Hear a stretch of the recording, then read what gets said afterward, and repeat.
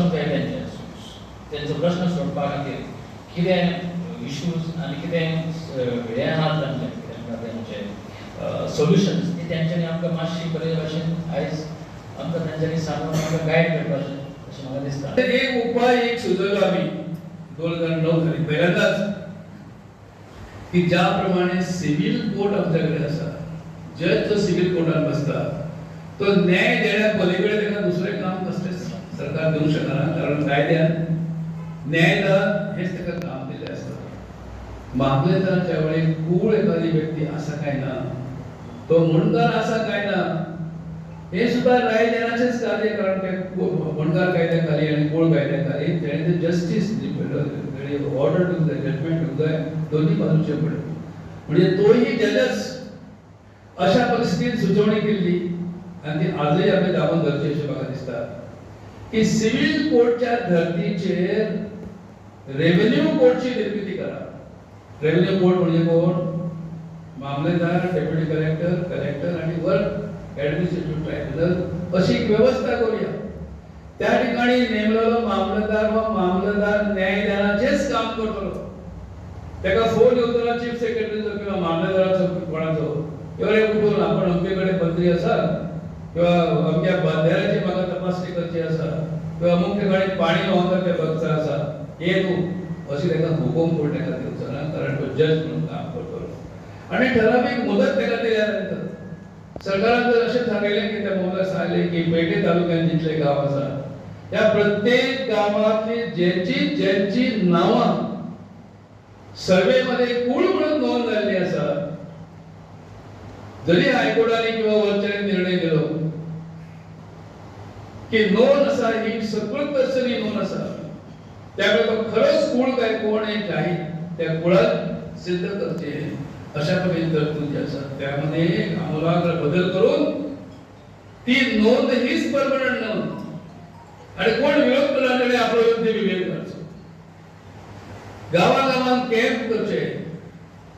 एक जर जज पावला तर ज्याप्रमाणे एखाद्या सिव्हिल कोर्टात ऍडिशनल जज असतात, डिस्ट्रिक्ट कोर्टात म्हाका सांगतले आमच्या येताना गाडयेन की district court additional district courts म्हापशां काहीतरी 3 आसात ना, 3 आसात. जजेस कितले 5 काय 6 आसात? 2 कमी आसात. सो 8 जजेस आसात.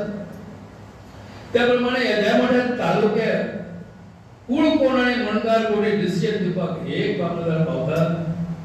18 वर्षां लागतली तशी आपल्या दोघी बाबाक लागल्यात तशी, आणि 18 जायपर्यंत तुम्ही आमचो मात्र जातलो, केस धवे जातले, दाग पडटले, भुरगे म्हणटले खंय काय म्हणजे केस तो आमच्या माथ्यार कडून दवरला ते वाट सुटली. सो एक सिव्हिल कोर्ट यंत्रणा रेव्हेन्यू कोर्ट यंत्रणा उभारची अशा प्रकारची सूचना या कायद्याखाली आम्ही मांडली. हेचो जावपाक आता ही जनरल हे जाली. आता काही ज्यो बाकीच्यो डिफिकल्टी आसात, जशे आता एक तरी कोर्टात सांगलें की ऑक्युपंट हो जो सदर आसा ताचें नांव कोणाचें लागलें आनी तांचे कडेन मालकीचे कांय डॉक्युमेंटच ना. आता एक गोष्ट आमकां विचार करपाक जाय, कूळ आनी मुणकार हे वाडकार म्हणटकीर दुसरोच आसता. कूळ किंवा मुणकार हो त्या जमनीचो म्हणजे सगळी जी जमीन आसा तुमच्या घरा पुरती सोडून म्हणटा, कुळाक सगळीच जमीन मेळटा जी आसा ती, जी ताच्या कसवटीत आसा तिका सगळी जमीन मेळपाक कुळाक अधिकार आसा. पण ती तेणी कूळ म्हणून डिक्लेअर जाल्या नंतरच ताका ती मेळटली विकत घेवपाक. जमीन कूळ म्हणून डिक्लेअर जायना तोपर्यंत जमनीचेर हक्क ना. आता त्या जमनीचो मालक कोण कसो जालो हो प्रश्न जर आमी उपस्थित केलो, कूळ आसपाक डेफिनेशनच तशें आसा. टेनंट म्हणजे कोण जो दुसऱ्याचे मालकीची जमीन दुसऱ्या मालकाची जमीन तो बदलता तो टेनंट. तसो मुणकार म्हणजे कोण जो दुसऱ्याच्या भाटांत रावता तो मुणकार. म्हणजे प्रॉपर्टी जी आसा ती बेसिकली मुख्यतः दुसऱ्याचेच आसूंक जाय, कुळाची आसूंक ना. आणि जर आमी मालकी दुसऱ्याची चॅलेंज केली कुळाक जाल्यार परत कूळ हे असो जातलो. तर तो जर मालकच नाही जाल्यार मालक आनी हे दोगांचो संबंद परस्पर कुळ असतो तर मालक असून जाय, मालक असतो तर कुळ असून जाय, मालकच जर ना जाल्यार कुळय नवतो.